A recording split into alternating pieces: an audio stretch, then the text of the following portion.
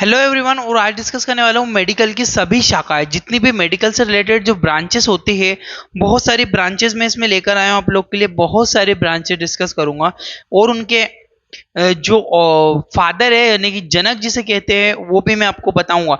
Start करते हैं। सबसे पहले हम लोग सूक्ष्म जीव विज्ञान यानी कि माइक्रोबायोलॉजी से स्टार्ट करते हैं। गाइस इंपॉर्टेंट टॉपिक है, आप समझिएगा।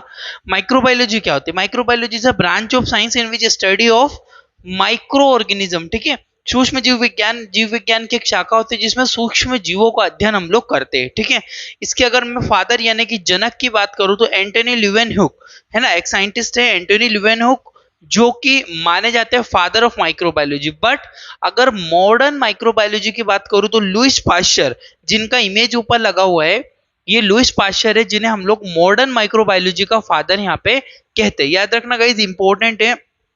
माइक्रोबायोलॉजी साइंस की एक शाखा होती है, एक ब्रांच होती है जिसमें स्टडी करते हैं माइक्रो ऑर्गेनिज्म, जिनको हमको नेक्ड आइज से नहीं देख सकते। स्क्रीनशॉट लो, फिर नेक्स्ट ब्रांच के ऊपर बढ़ता हूँ।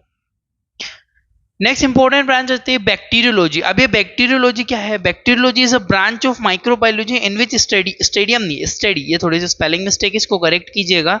It is study not stadium. ठीक है, स्टडी ऑफ बैक्टीरिया, जीवाणु विज्ञान, सूक्ष्म जीव विज्ञान की ही एक शाखा होती है जिसमें हम लोग स्टडी करते हैं। किसकी स्टडी कर रहे हैं हम लोग? सूक्ष्म जीवाणु यानी कि माइक्रो बैक्टीरिया, जो छोटे जीव होते हैं, बैक्टीरिया होते हैं, उनकी स्टडी हम लोग इसमें करते हैं। ठीक है, फादर जो है लुईस पाश्चर, जो बैक्टीरियोलॉजी के फादर है, लुईस पाश्चर को ही कहते हैं। याद रखना, फादर जो लुईस पाश्चर, आप चाहो तो गूगल पे भी सर्च करके देख सकते हो, who is father of modern bacteriology. Bacteriology के फादर जो है लुईस पाश्चर को ही माना जाता है। स्क्रीनशॉट लो, फिर आगे बढ़ता हूँ। नेक्स्ट आता है वायरोलॉजी। अब ये वायरोलॉजी क्या है? वायरोलॉजी भी ब्रांच माइक्रोबायोलॉजी की होती है। ठीक है, virology is a branch of microbiology in which study of virus, जिसमें हम लोग वायरस की स्टडी करते हैं। विषाणु विज्ञान सूक्ष्म जीव विज्ञान की शाखा होती है जिसमें विषाणुओं का अध्ययन किया जाता है, यानी कि वायरस की स्टडी करते हैं। इसके मार्टिन, ये साइंटिस्ट है मार्टिन, इनको फादर माना जाता है, जनक माना जाता है वायरोलॉजी का, यानी कि वायरस विज्ञान का, विषाणु विज्ञान का फादर मार्टिनस को माना गया है। ठीक है, स्क्रीनशॉट ले फटाफट, फिर आगे बढ़ता हूं मैं यहां से। नेक्स्ट आता हमारा पैरासाइटोलॉजी। पैरासाइटोलॉजी क्या है? Parasitology is a branch of microbiology. ये भी माइक्रोबायोलॉजी की ही ब्रांच होती है जिसमें परजीवी विज्ञान की सूक्ष्म जीव विज्ञान, परजीवी विज्ञान सूक्ष्म जीव विज्ञान की शाखा होती है जिसमें परजीवियों का अध्ययन किया जाता है, यानी कि पैरासाइट की स्टडी इसमें की जाती है। ठीक है, इसके जो साइंटिस्ट हैं वो थे फ्रांसिस्को रेड्डी। ठीक है, फ्रांसिस्को रेड्डी, सॉरी बैक हो गया, फ्रांसिस्को रेड्डी ये साइंटिस्ट थे, इनको फादर माना जाता है पैरासाइटोलॉजी का। इंपॉर्टेंट है, याद रखना, पैरासाइटोलॉजी के फादर कौन थे? फ्रांसिस्को रेड्डी। इंपॉर्टेंट है, स्क्रीनशॉट ले लो, फिर आगे बढ़ता हूं। अब आता है माइकोलॉजी। माइकोलॉजी क्या होती है? Mycology is a branch of microbiology in which study of fungus, जिसमें हम लोग किसकी स्टडी करते हैं? फंगस यानी कि कवक की स्टडी करते हैं। ठीक है, कवक विज्ञान सूक्ष्म जीव विज्ञान की ही एक शाखा है जिसमें कि कवक का अध्ययन किया जाता है, यानी कि फंगस की स्टडी की जाती है। ठीक है, इसके जो जनक है हेनरिच एंटन, हेनरिच एंटन को इनके फादर माना गया है, ये चीज ध्यान रखना आप लोग। ठीक है, आगे बढ़ता हूं मैं। अब आता है हमारा नेक्स्ट ब्रांच कार्डियोलॉजी।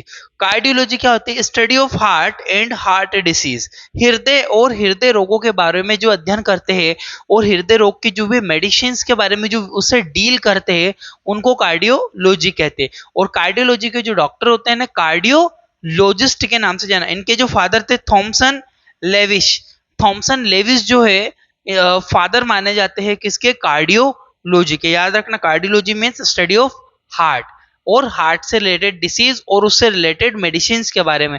और कार्डियोलॉजिस्ट जो होते हैं, जो डॉक्टर होते हैं। स्क्रीनशॉट लो, फिर आगे बढ़ता हूं।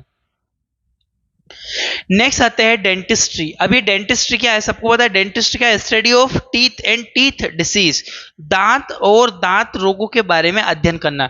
जितने भी जो टीथ से रिलेटेड जो डिसीज होती है, टीथ से रिलेटेड बीमारियां होती है, जो भी टीथ से रिलेटेड, जो दांतों से रिलेटेड जो स्टडी होती है, उसको डेंटिस्ट्री कहते हैं। जो कि बीडीएस जो डॉक्टर होता है, डेंटल जो डॉक्टर होते हैं, ठीक है, डेंटिस्ट जो डॉक्टर होते हैं, फादर माना जाता है इनको पियर फेचार्ड। ठीक है, पियर फेचार्ड को इसका फादर माना जाता है डेंटिस्ट्री का। याद रखना, स्क्रीनशॉट लो, फिर आगे बढ़ता हूं। नेक्स्ट ब्रांच आती है एम्ब्रियोलॉजी, जिसे हम लोग हिंदी में भ्रूण विज्ञान कहते हैं, ठीक है। Study of embryo and disease, भ्रूण और भ्रूण रोगों के बारे में अध्ययन करना एम्ब्रियोलॉजी या भ्रूण रोग विज्ञान या फिर भ्रूण विज्ञान कहा जाता है। इसके जो फादर माने जाते हैं वो होते हैं वॉन बियर, ठीक है। वॉन बियर जो फादर माने गए थे, ठीक है। एम्ब्रियोलॉजी होती है, एम्ब्रियोलॉजी मतलब भ्रूण विज्ञान, फीमेल में जो एम्ब्रियो होता है उसके स्टडी करने को एम्ब्रियोलॉजी विज्ञान कहते हैं। स्क्रीनशॉट लो, ये भी इंपॉर्टेंट है। इसके फादर का नाम याद रखना, कई बार एग्जामों में पूछा गया है, वॉन बियर। अब बढ़ते हैं एंडोक्राइनोलॉजी। एंडोक्राइनोलॉजी क्या है? जो कि ग्रंथियों और हार्मोन्स के बारे में स्टडी करते हैं, एंडोक्राइन ग्लैंड वगैरह के बारे में। Study of endocrinology gland and it's hormones, endocrinology endocrine gland के बारे में स्टडी करते हैं, ठीक है। एंडोक्राइन ग्रंथियों को हार्मोन्स और उसके रिलेटेड जो एंडोक्राइन से जुड़ी हुई बीमारियों के बारे में भी अध्ययन करते हैं, वो एंडोक्राइन सिस्टम में ही करते हैं, एंडोक्राइनोलॉजी में ही करते हैं। इनके जो फादर थे वो थे ब्राउन सिक्वायर्ड, ठीक है। ब्राउन सिक्वायर्ड इसके जो फादर माने जाते हैं। इनका इमेज ऊपर लगा हुआ है, याद रखना। ये भी कई बार एग्जामों में पूछा गया, एंडोक्राइनोलॉजी के फादर कौन है। स्क्रीनशॉट लो, फिर आगे बढ़ता हूँ। नेक्स्ट आता है एपिडेमियोलॉजी। अब ये एपिडेमियोलॉजी क्या है समझिए, बहुत सारी जगह आपने एपिडेमियोलॉजी पढ़ा होगा। Study of infection disease and its cause, यानी कि कोई भी बीमारी हुई, कोई भी इन्फेक्शन, कोई भी संक्रमण हुआ, उसके बारे में जानना, उस संक्रमण के बारे में जानना और उसकी कॉज यानी कि उसके कारण के बारे में जानने को एपिडेमियोलॉजी कहते हैं। इसके जो जॉन स्नो जो थे फादर माने जाते हैं एपिडेमियोलॉजी के। एपिडेमियोलॉजी का मतलब क्या है? कोई भी बीमारी, टीबी हुई तो टीबी का संक्रमण क्या है, कैसे होता है, कॉज क्या है, कारण क्या है, इनके बारे में स्टडी करना, इनके बारे में जानना एपिडेमियोलॉजी कहा जाता है। आपने बुक में पढ़ा होगा, स्क्रीनशॉट ले लो। अब आगे बढ़ता हूं, यहाँ पे आता है गैस्ट्रोलॉजी। जो गैस्ट्रोलॉजी क्या होती है? Study of stomach and intestine and its disease, पेट है ना, आमाशय और आंतों और उससे जुड़ी बीमारियों का अध्ययन करना। आमाशय जो पेट है, आते हैं, उनके बारे में स्टडी करना गैस्ट्रोलॉजी कहते हैं। इनके जो जनक यानी कि जो फादर माने जाते हैं डॉक्टर विलियम। डॉक्टर विलियम जो है, ये डायग्राम देख सकते हो, इनका इमेज बना हुआ है ऊपर। डॉक्टर विलियम जो थे ये गैस्ट्रोलॉजिस्ट थे, इनको फादर माना जाता है गैस्ट्रोलॉजी का, ठीक है। तो गैस्ट्रोलॉजी में स्टडी करते हैं स्टमक और इंटेस्टाइन और उससे जुड़ी हुई बीमारियां और जुड़ी हुई दवाइयों के बारे में भी, ठीक है। स्क्रीनशॉट ले लो फटाफट, फिर आगे बढ़ता हूं मैं यहां से। नेक्स्ट आता है हमारा जेनेटिक। जेनेटिक क्या होती है भैया? Study of genes and its behaviour और डिसीज, यानी कि जीन और उसके बिहेव के बारे में, उससे जुड़ी हुई बीमारियों के बारे में जानना, जीन्स के बारे में, जेनेटिक्स के बारे में पढ़ना, जेनेटिक साइंस कहते हैं, ठीक है। मेंडल को इनका फादर माना जाता है, क्योंकि इन्होंने पहले टॉल प्लांट, डॉर प्लांट आपने पढ़ा होगा, मटर के दाने पे प्रयोग किया था, ऐसा इन्होंने सिद्धांत दिया था एक, ठीक है। उसके हिसाब से इनको जेनेटिक का फादर माना जाता है मेंडल को। याद रखना, इंपॉर्टेंट है, ये भी कई बार एग्जामों में आता है, ठीक है। फादर ऑफ जेनेटिक मेंडल, ठीक है। स्क्रीनशॉट ले लो। नेक्स्ट आता है हमारा गायनेकोलॉजी। अब जो होता है गायनेकोलॉजी होता है study of women and disease, महिलाओं के बारे में, उनके ऑर्गन्स के बारे में स्टडी करना, फीमेल के बारे में, उसे गायनेकोलॉजी कहते हैं, ठीक है। इसके जो साइंटिस्ट थे मेरियन सिम्स जो थे, इसके माने जाते हैं फादर, यानी कि जो जनक है मेरियन सिम्स इसके जनक है। महिलाओं और उससे जुड़ी हुई बीमारियों के बारे में अध्ययन करना गायनेकोलॉजी कहते हैं। स्क्रीनशॉट ले लो। अब आता है इम्यूनोलॉजी। इम्यूनोलॉजी जो होते हैं स्टडी ऑफ वुमेन, ये थोड़ा सा यहाँ पे मिस्टेक हुआ है, इसको काटिएगा प्लीज, मैं इसको बता देता हूँ। यहाँ पे ये थोड़ा सा बाय मिस्टेक हुआ है, ठीक है। इंग्लिश में गलत हुआ, बाकी हिंदी में सही है। प्रतिरोधक तंत्र एवं बीमारियों के बारे में अध्ययन करना, ठीक है। यानी कि जो डिसीज होती है, हमारे इम्यून सिस्टम होता है, इम्यून सिस्टम के बारे में पढ़ना, इम्यून सिस्टम से जुड़ी हुई बीमारियों के बारे में पढ़ना, ठीक है। इसके जो फादर है वो भी लुईस पाश्चर माने जाते हैं इम्यूनोलॉजी के फादर, ठीक है। स्क्रीनशॉट ले लो। अब आता है neurology. Neurology study of nervous system and its disease, यानी कि नर्वस सिस्टम के बारे में पढ़ना और नर्वस सिस्टम से जुड़ी हुई बीमारियों के बारे में जानना न्यूरोलॉजी कहलाता है। तंत्रिका तंत्र और उससे जुड़ी हुई बीमारियों के बारे में अध्ययन करना।